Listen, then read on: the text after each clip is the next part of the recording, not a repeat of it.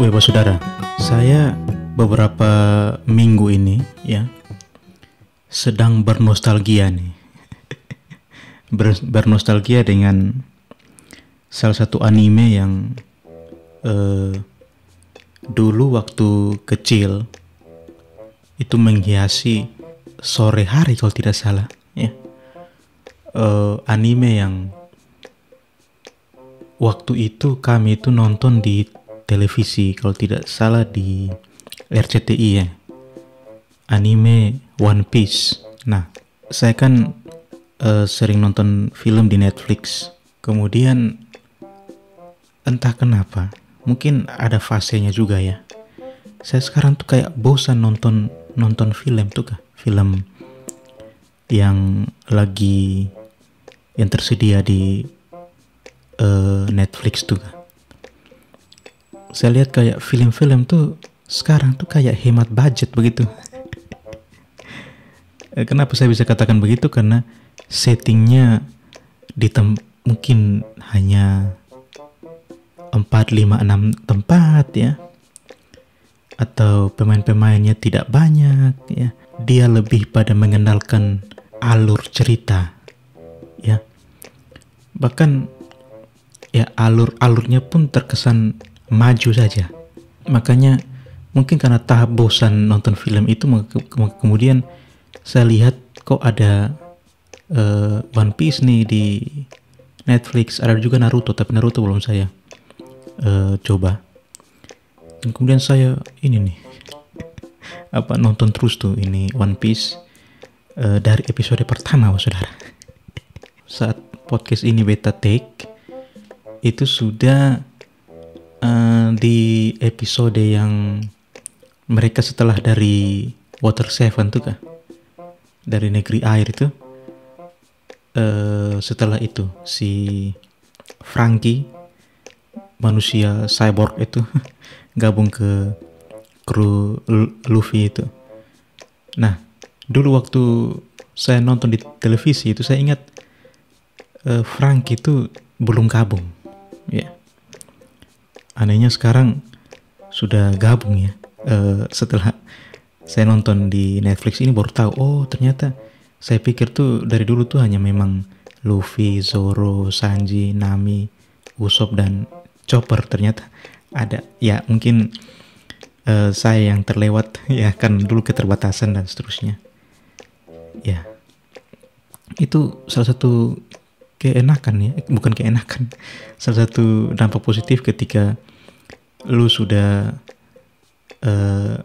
mungkin punya berkat lebih, lu bisa akses berbagai hal dan lu bisa memenuhi berbagai hal yang lu missing ketika lu kecil tuh kan. Ya itu. Nah, yang menarik buat saudara, di episode kalau tidak salah tuh di episode ke-318 kalau tidak salah, yang mereka judul tagline besarnya tuh mereka akan berpisah dengan kapal Going Merry itu ya, karena rusak dan seterusnya. Itu kan mereka para pembuat kapal di negeri air di Water 7 itu kan lagi buat kasih mereka ini kapal baru ya, yang akan mereka pakai nanti tuh. Nah, kemudian ada beberapa episode itu di mana Luffy, Zoro, Sanji itu ada kisah dengan warga kota air itu. Dan yang menarik tuh yang Sanji itu ketika dia menikmati makanan dari seorang yang jual warung di atas perahu itu, kemudian dia bilang, "Wih, makanan ini enak sekali." Ternyata ada bumbu rahasianya. Bumbu rahasianya dari garam yang karena badai di negeri air itu ya, sehingga meninggalkan garam di atas atap-atap rumah orang. Dan katanya garam itu banyak mengandung mineralnya ya, sehingga kemudian bisa membuat masakan lebih enak. Ketika nonton episode itu saya berpikir banyak hal. Mungkin satu poin yang penting adalah garam ini memang esensial, mas saudara. Namanya garam pasti ada berkaitan, kalau kita dengar garam berkaitan dengan rasa. Dan mau tidak mau saya harus merujuk pada ini nih. Bukan merujuk ya. Ketika bicara soal garam, kepala tuh langsung merujuk pada salah satu kutipan ayat Alkitab ya, di Matius 5 ayat 13 itu yang kamu adalah garam dunia tuh. Jika garam itu menjadi tawar, dengan apakah ia diasingkan?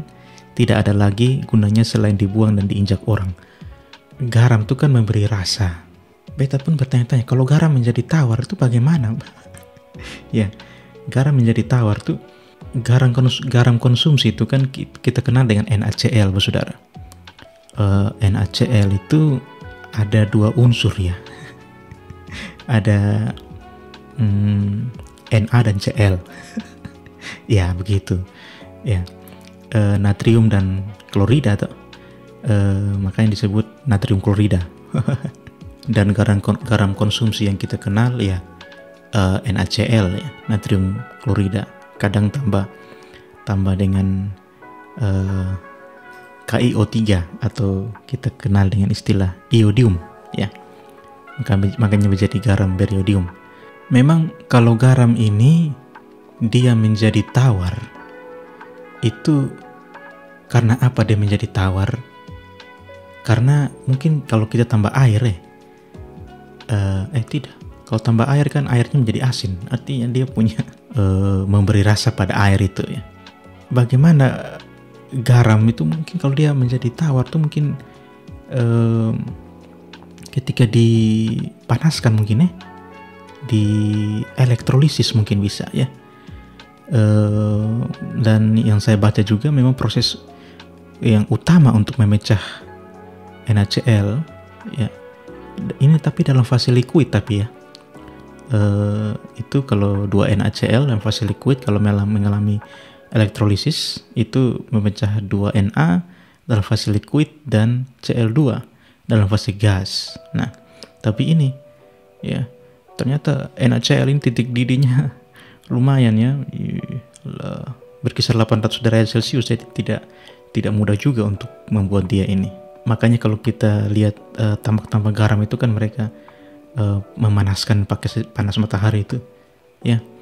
Memang titik didihnya lumayan tinggi ya, bukan lumayan, sangat tinggi, ini 800 derajat Celcius ya. Memang garam ini juga menjadi tawar bisa kita katakan agak susah ya. Jadi kalau memang dia sudah tawar, nampaknya tidak ada reaksi baliknya. tidak bisa balik menjadi kecuali mungkin ada reaksi penjelasan kimia yang lebih dalam dari itu.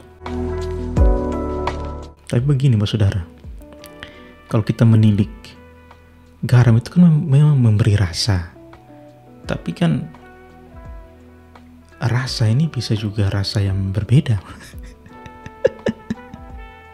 Ya, rasa ini mungkin konteks ayat kitab suci tadi itu rasa di masakan ya, yang kita rasa di lidah. Tapi apakah garam ini berbahaya? Ada berbahaya? Ya, kalau dalam konteks tanaman budidaya, kita menanam, itu garam ini menjadi masalah. Artinya bisa tidak kita menanam di tanah yang ada kandungan garamnya ya. Makanya ada istilah salin atau salinitas. Ini ya, kondisi tanah dengan konsentrasi garam tinggi yang dapat menghambat pertumbuhan dan perkembangan tanaman serta menurunkan produksi tanaman. Kalau konsentrasi garamnya tinggi, pertanyaannya, konsentrasi garam tinggi ini berapa? Kan kita harus tahu angkanya tuh. Nah, sebelum itu kita ke satuannya dulu. Dinyatakan dalam, biasanya konsentrasi garam pada tanah itu dinyatakan dengan DHL atau kepanjangannya daya hantar listrik, atau bahasa Inggrisnya electrical conductivity atau EC. Nah, EC untuk EC itu satuannya desisimen per meter ya, jadi DS per meter. Jadi kalau untuk tanah salin itu satuan desisimennya itu 4,0. Satuan angka desisimennya itu lebih dari 4,0. Jadi tanah dengan kandungan lesisimennya 4,0 itu berarti tanahnya itu tanah salin. Ya. Nah, pH-nya itu kurang dari 8,5. Ada juga dua istilah lain nih. Ada istilah kation penting di di NaCl itu kan Na, yaitu natrium ya, sodium. Jadi ada istilahnya sodium adsorption ratio atau SAR. Kalau untuk tanah salin itu kurang dari 15. Sedangkan ada juga yang istilah lain namanya ESP, extensible sodium percentage, presentasi Na yang dapat dipertukarkan begitu. Itu kalau untuk tanah salin itu kurang dari 13.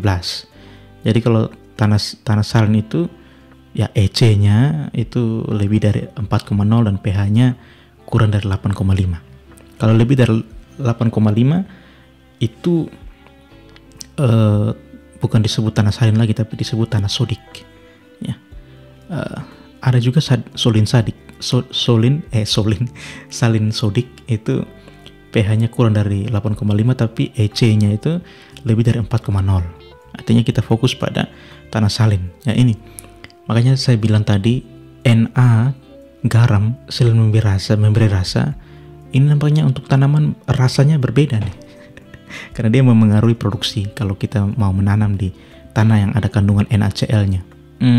Biasa kan tanah-tanah kering nih ya, tapi syukurnya kalau di NTT meskipun kita tanah kering, nampaknya sepenglihatan saya belum menemukan tanah di NTT yang kering dan ada kandungan garamnya. Mungkin ada, tapi mungkin saya belum ketemu. Ya karena kalau tanah salin tuh biasanya kita harus ya banyak parameter harus kita ukur begitu. Nah, pertanyaannya kenapa sampai garam ini memengaruhi atau berpengaruh terhadap tanaman budidaya, ya tanaman yang kita tanam. Nah ini kan sekarang menjadi isu penting juga kalau kita mau swasembada pangan ini. Ya, jangan sampai tanah-tanah nanti yang yang salin mungkin akan kita manfaatkan juga, misalkan tanah yang ada pasang surutnya atau apa, itu kan bisa kita manfaatkan begitu. Ya, Indonesia garis pantainya panjang, jadi mungkin lahan-lahan itu akan kita manfaatkan. Nah, bagaimana NaCl memengaruhi tanaman? Jadi kalau berdasarkan literatur yang saya dapat di kuliah, ya dampak pertamanya itu ada dua fase sebenarnya, fase 1 dan fase 2. Fase 1 itu bisa kita katakan tanaman mengalami cekaman osmotik dulu. Ya. Yang fase 2 baru dia cekaman ionik. Kalau fase osmotik itu diawali dengan konsentrasi garam yang tinggi menurunkan potensial air. Ya. Potensial air di mana? Potensial air di tanah. Mungkin bisa potensial air di tanah, bisa juga di sel. Ya, mungkin ini yang kita bahas saat ini, dia potensial air di bisa dua-duanya. Ya, menurunkan potensial air pertama. Ini masih di fase 1 ya, cekaman osmotik. Pertama dia menurunkan konsentrasi garam, itu menurunkan potensial air. Ini terjadi kapan? Terjadi pada awal cekaman. Ya, ini umumnya kalau di awal cekaman potensial air menurun, ini tidak bisa kita bedakan dulu pada tanaman toleran dan tanaman peka. Ya, artinya tanaman toleran itu tanaman yang bisa tahan lah. Saya bisa tahan nih. Kalau peka, aduh, kena langsung sakit. Gitu. Nah, respon utamanya apa para tanaman ketika di fase cekaman osmotik ini? Respon utamanya adalah tanaman akan menurunkan konduktasi stomata. Ya. Konduktasi stomata ini berkaitan dengan membuka menutupnya ya. Stomata. Yang berikutnya hambatan pertumbuhan tajuk bagian atas ya. Kalau konduktasi stomata sudah menurun, ya kemudian pertumbuhan organ atas itu akan terpengaruh, yaitu tanaman akan ini kayak mirip-mirip cekaman kekeringan juga. Jadi daunnya akan mengecil, ya. kemudian tanaman akan menjadi kerdil. Responnya lebih tampak pada tajuk dibandingkan pada akar pada fase cekaman osmotik. Ya. Nah, itu yang fase pertama. Ribet. Ya. Kalau pada fase kedua, ya. Jadi fase pertama tadi saya ulang lagi, menurunkan potensial air, kemudian konduktasi stomata, ya, menurunkan konduktasi stomata sehingga organ atas tajuk gitu, ya, tanaman kerdil dan daun mengecil. Nah itu. Kalau pada cekaman fase kedua, fase cekaman ionik, ini apa? Itu cekaman akibat pengaruh akumulasi ion garam yang bersifat toksik, umumnya Na, kationnya. Cl-nya mungkin tidak terlalu dibahas. Na-nya. Jadi ketika sudah terjadi akumulasi Na di sel, ya. Nah, ini terjadi pada tahap lanjutan cekaman, tanaman toleran dan pK menunjukkan respon yang berbeda. Kalau tadi di fase osmotik, cekaman osmotik, fase 1 belum bisa dibedakan toleran dan pK. Kalau di fase kedua ini, tanaman toleran dan pK sudah mulai memberikan respon yang berbeda. Nah, respon utamanya apa di cekaman ionik? Kalau tadi pada cekaman osmotik, itu tanaman kerdil, ya, kerdil dan daun mengecil, luas daun berkurang, ya. Kalau pada cekaman ionik ini terjadi ketidakseimbangan hara dan berpengaruh pada kerja enzim, ya.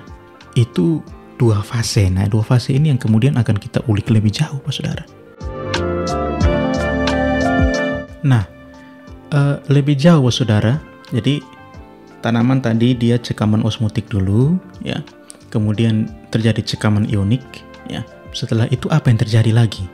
Yang terjadi adalah, ya, lu bayangkanlah, tanaman tuh sudah kerdil di fase osmotik tuh, kerdil, daun mengecil. Kemudian kalau terjadi akumulasi natrium di sel, terjadi ketidakseimbangan hara dan kerusakan enzim. Artinya, ya bisa kita katakan sudah secara fisiologis dia sudah terpengaruh lah. Apa dampaknya dari cekaman osmotik dan cekaman ionik ini? Dampaknya adalah terjadi hambatan fotosintesis, ya. Nah, tanaman kan tadi sudah menutup stomata tuh, daun sudah mengecil, yaitu ketika terjadi fotosintesis terhambat, maka tanaman akan memproduksi ini sesuatu yang berbahaya nih, yaitu ROS, ya, produksi ROS, reaktif oksigen spesies, ya, sehingga terjadi kerusakan enzimatik. Dan dampak selanjutnya adalah hambatan pembentukan tunas, kelayuan atau senesen, ya, senesen pada daun tua, ya, penurunan hasil dan kematian tanaman. Jadi cekaman osmotik, cekaman ionik menyebabkan fotosintesis terhambat, produksi ROS, kerusakan enzimatik, hambatan pembentukan tunas kalau tidak terbentuk lagi, tanaman layu dan hasilnya menurun. Nah, Mbak Saudara, tapi begini, sebenarnya tanaman ini juga kalau kita lihat tadi, kalau pada tahap pada tahap osmosis, pada cekaman osmotik yang fase 1, itu kita tidak bisa bedakan antara tanaman peka dan tanaman toleran, ya. Karena keduanya memberikan respon yang hampir sama begitu. Nah, sebenarnya di sini tanaman tuh punya mekanisme toleransi, ya. Mekanisme toleransinya apa? Mekanisme utamanya itu dengan osmotic adjustment, yaitu dengan akumulasi osmotikum. Osmotikum ini berupa mungkin asam-asam amino, ya, prolin atau glisin betain, yang fungsinya untuk memperbaiki tekanan osmotik yang terpengaruh, ya, kan, yang tanaman mengalami dehidrasi tadi. Dan juga ini nih, ada produksi hormon-hormon yang berkaitan dengan cekaman, misalkan ABA, asam absisat, ya, etilen dan asam jasmonat. Nah, ini diproduksi di fase 1.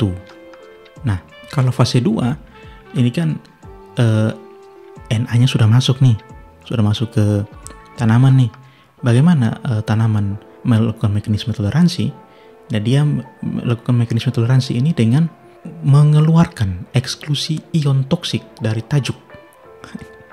Ya, eksklusi. dia paksa keluarkan ini Na. Ada melalui beberapa mekanisme ini, contoh melalui salt glands atau salt bladder, atau dia juga bisa meretensi ion di akar. Retensi menahan si ion Na itu di akar supaya jangan sampai tajuk. Mungkin seperti itu ya. Berikut, ya juga bisa mengeksklusi ion toksik dari sel. Ya, misalkan di mekanisme di selnya itu melalui kompartementasi ion di vakuola, jadi dimasukkan natriumnya ke vakuola, dan bisa juga itu menghambat masuknya ion ke sel. Jangan sampai Na-nya masuk, ya. Atau bisa juga kalau sudah masuk dieksklusi ion ke apoplas, bagian yang tidak terlalu berkontak dengan sitoplasma ya. Seperti itu. Jadi sebenarnya tanaman juga melakukan toleransi nih, saudara ya. Entah itu di fase 1 tadi di fase cekaman osmotik atau di cekaman ionik ya. Artinya kalau belum masuk sudah asam amino atau hormon yang berperan. Tapi kalau sudah masuk, nah ini ada mekanisme lain, yaitu dengan tahan di akar, salt glands atau salt bladder, atau kompartementasi di vakuola, atau eksklusi ke apoplas. Itu saudara. Memang saya belajar tanaman ini, saya juga dapat banyak pelajaran begitu ya. Kalau misalkan kita sudah ada di lingkungan yang toksik, ya, lingkungan yang mungkin tidak mendukung kita, ya, mungkin kita bisa tiru nih caranya tanaman ini, ya. Ketika dia sudah di lingkungan yang toksik, dia harus ada mekanisme, ya. Mekanismenya bisa, ya, misalkan kalau kita mau tolerans, ya, osmotic adjustment, ya, dengan yang tadi produksi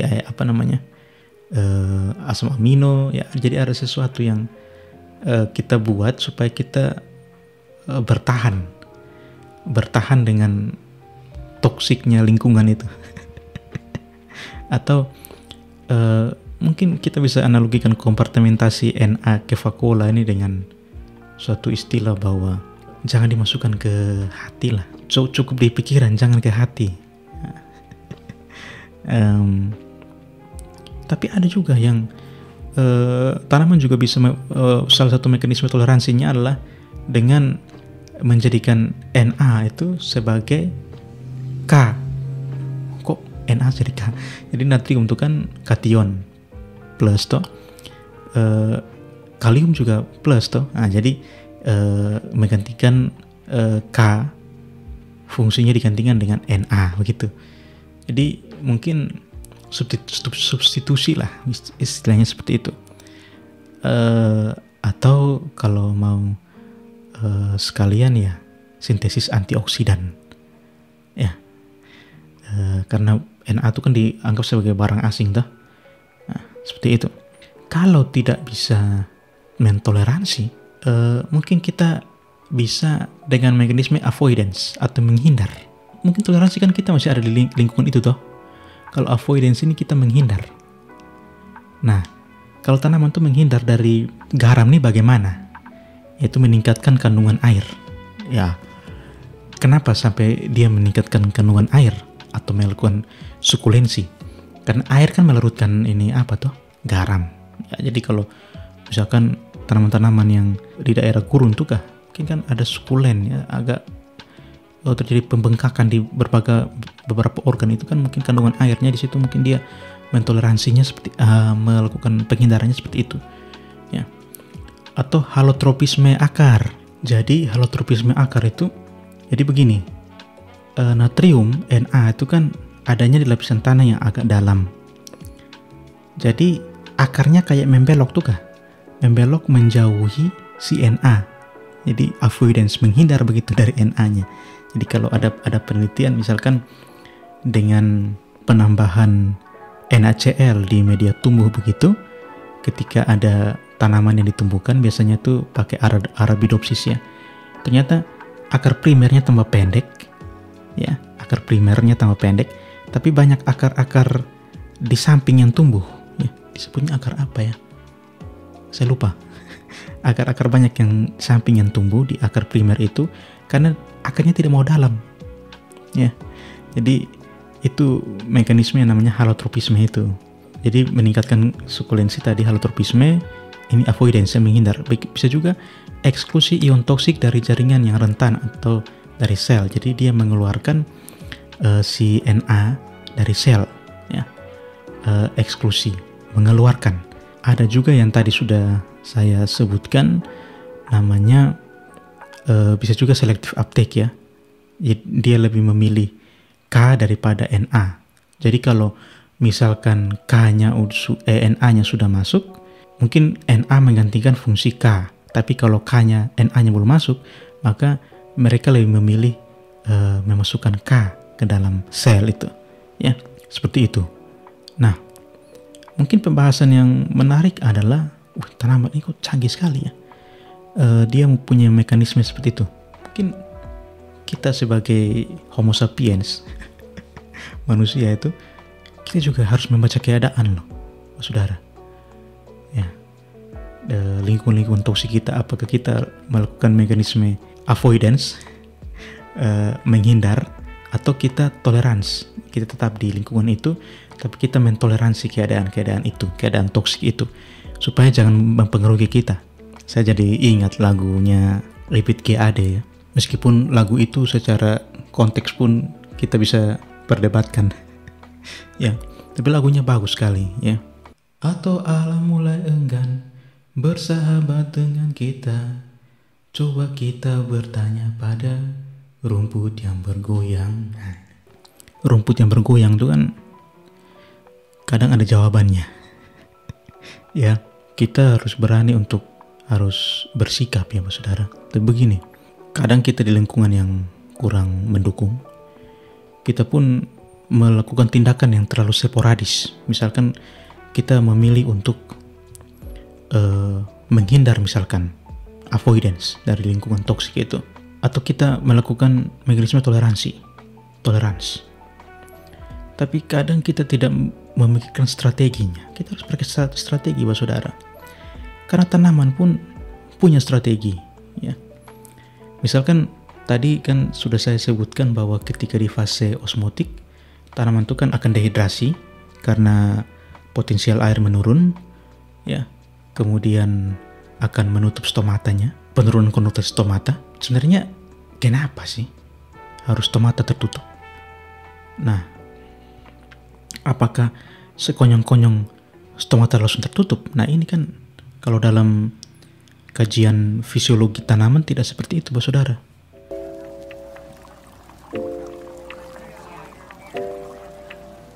Pertama, kita paham dulu salinitas, ya. Salinitas ketika kadar NaCl di tanahnya itu tadi sudah saya sebutkan di atas 4,0 desisiman per meter, itu EC-nya, electrolytical conductivity-nya, ya, dengan pH kurang dari 8,5, itu baru disebut salin. Nah, ketika terjadi salinitas, maka meningkatkan konsentrasi hormon. Nah, ini kita bicara tahap-tahapnya ini. Untuk fase 1, ya, cekal osmotik, ya. Terjadi peningkatan konsentrasi hormon asam absisat di daun. Dan bukan hanya di daun, tapi juga di sel penjaga daun. Nah, ini.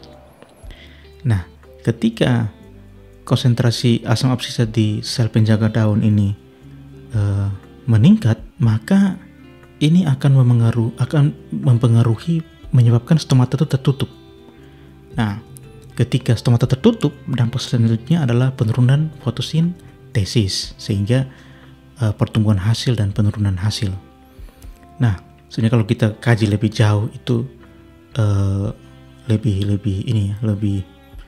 dalam lagi. Misalkan kalau kita mau lihat lebih jauh terkait dengan biosintesis ABA, itu kan dari beta karoten, ujung-ujungnya kan ABA. Tapi sebelum menjadi ABA tuh ada namanya absisik aldehid, ada namanya enzim namanya ABA3.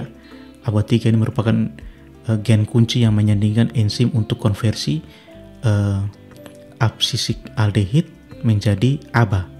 Ternyata mutasi gen ABA3 itu menyebabkan sel penjaga tidak mengalami peningkatan ABA. Pada kondisi cekaman salinitas ini menjadi evidence, bukti bahwa ABA3 ini menjadi enzim kunci ya, untuk konversi absisik aldehid menjadi asam absisat ya. Jadi konsentrasinya meningkat, maka stomata akan tertutup begitu. Tapi begini, ada bukti lain ya. Ternyata tidak langsung itu. Tidak langsung kalau ABA meningkat, stomata langsung tertutup. Ternyata sebelum stomata tertutup ada peningkatan ROS, reactive oxygen species ya, karena ada bukti, ada penelitian yang menunjukkan bahwa aplikasi ABA eksogen itu mendorong penutupan stomata. Aplikasi ABA eksogen itu meningkatkan produksi ROS pada sel penjaga ya. Jadi kalau aplikasi ini ABA dari luar yang buatan mungkin ya, itu akan meningkatkan ROS pada sel penjaga. Nah, berarti ketika asam absit meningkat, ROS juga meningkat pada sel penjaga. Nah, ini juga menyebabkan stomata tertutup dan konduktasi, fotosintesis menurun. Nah, itu strateginya teman-teman, saudara yang dengar bagaimana stomata tertutup ketika terjadi cekaman salinitas. Atau coba kita lihat yang lain ya, saudara. Tadi saya sebut juga terkait kation kan, NaCl, kationnya Na tuh. Nah, ada satu ion yang sangat luxury consumption dikonsumsi secara berlebihan oleh tanaman, namanya kalium, K, yaitu dia juga kation ya, K+. Ini bisa kita katakan sebagai mekanisme konversi ya. Tanaman lebih memilih K daripada Na. Nah, ini memang agak jelimet nih. Jadi bagaimana jadi mekanisme toleransi ini, salah satu mekanisme toleransi ya. Genotipe ya, tanaman-tanaman yang toleran terhadap NaCl itu membatasi masuknya Na. Genotipe toleran dapat mempertahankan pengambilan K ya. Jadi K-nya tetap masuk, Na-nya ditahan di luar. Dan ada juga genotipe bukti bahwa mekanisme toleransinya itu genotipe toleran memiliki rasio natrium per kalium lebih rendah. Nah, bagaimana mekanismenya ini? Nah, ini yang kita perlu lihat bagaimana. Ya, kalau tadi pada fase 1 yang cekaman osmotik itu yang berkaitan dengan penutupan stomata, itu juga berkaitan dengan hormon asam absisat.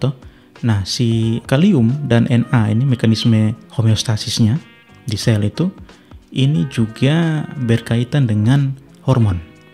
Nah, bagaimana mekanisme regulasi kalium dan natrium di seluler?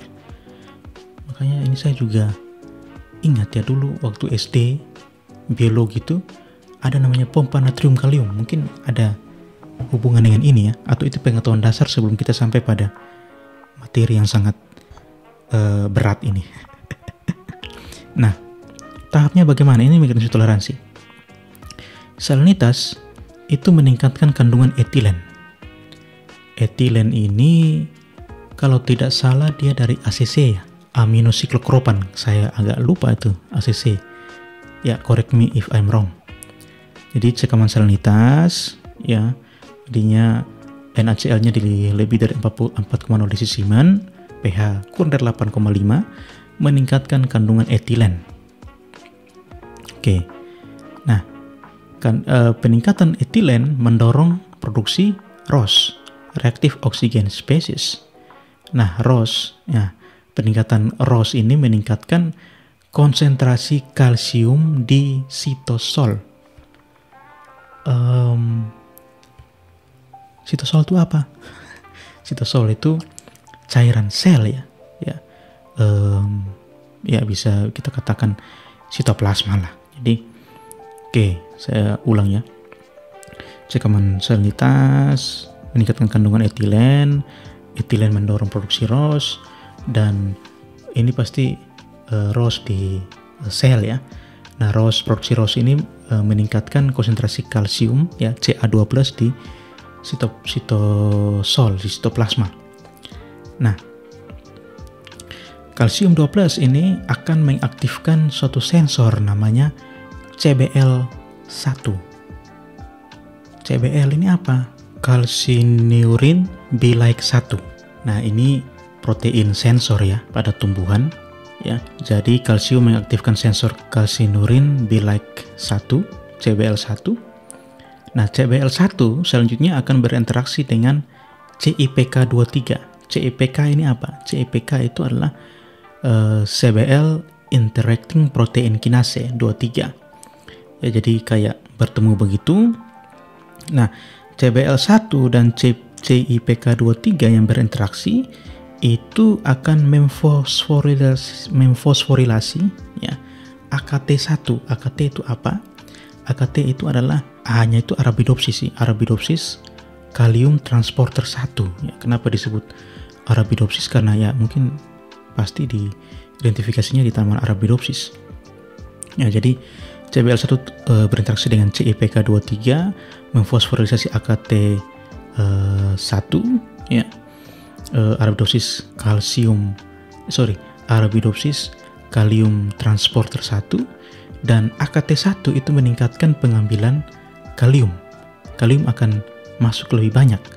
Nah, inilah yang kemudian mengatur rasio K per RNA pada kondisi salinitas. Jadi, nah ini yang menyebabkan kalium lebih banyak masuk ke dalam sel tanaman. Seperti itu.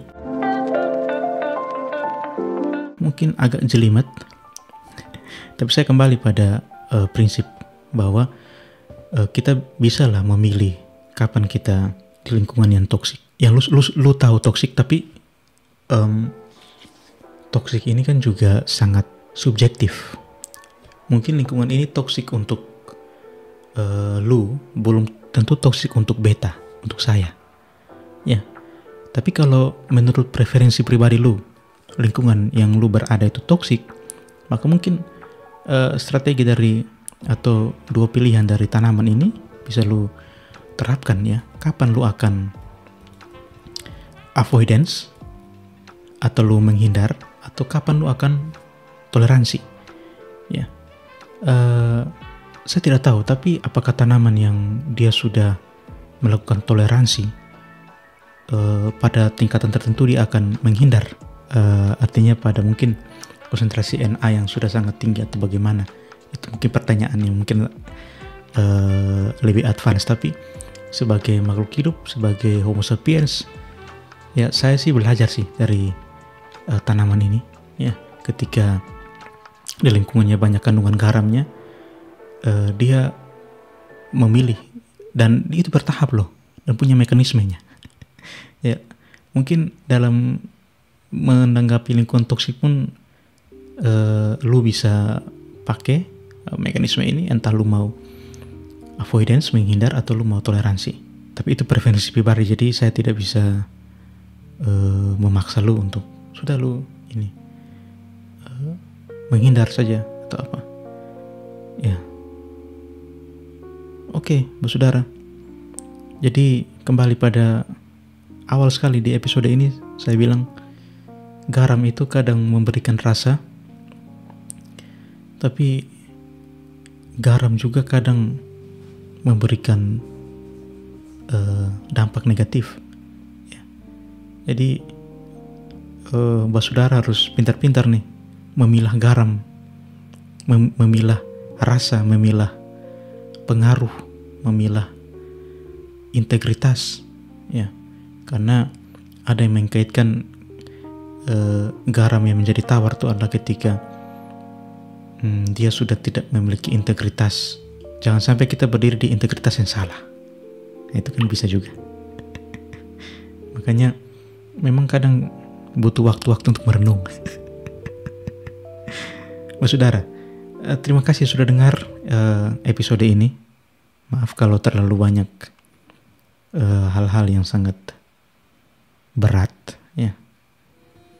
Terima kasih yang sudah dengar. Cheers.